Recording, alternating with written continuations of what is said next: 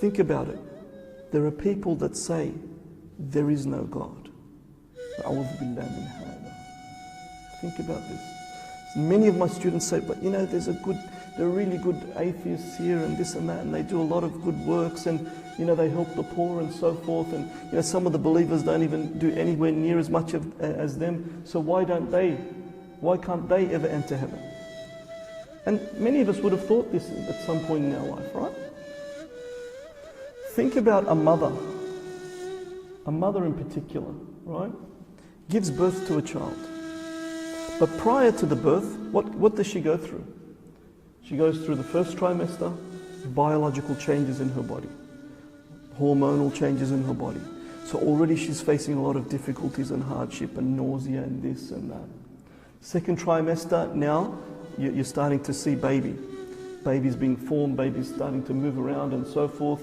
The baby's starting to get all the nutrients from mummy. Mummy gets left over with leftovers, baby gets all the good stuff.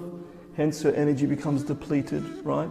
Third trimester, now you've got back problems, ankle problems, this problem, that problem. You can't even lie down properly anymore. All of these issues, right? When it's a little bit warm, you're overly hot, right? You're sweating and so forth. You're always uncomfortable. You're always cramping in the third trimester. Then you've got on top of that contractions start. You know how painful contractions are?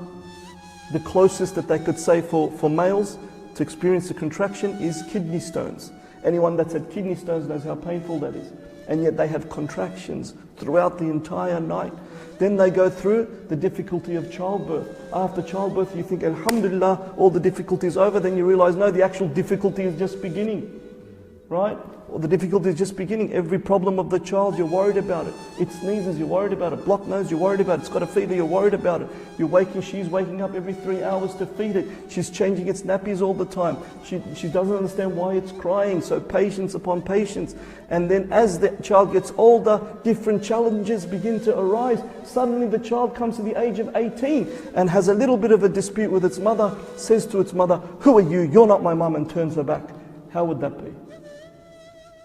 To say there is no Allah, and Allah has done infinitely more than a mother has done to the child, no amount of good that you do can make up for that statement. That is why, regardless of what you do, if you do not acknowledge and accept that He is your cherishing sustainer, the one who has nurtured you to maturity, your master and your Lord, it will not make up for that deficit. Unless, of course, the message has not reached you.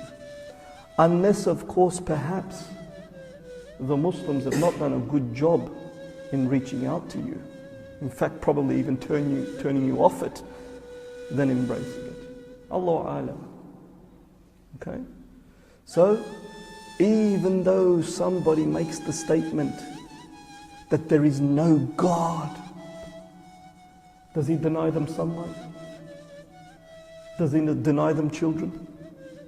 Does he deny them blessings and nourishment and sustenance? But what would any other ruler do? Huh? That is why he is the most gracious, the most merciful. Rahmatu wasiyat kulli shay'in. His mercy encompasses every single inch of the universe. When He created creation, He said, "My mercy will outweigh my wrath.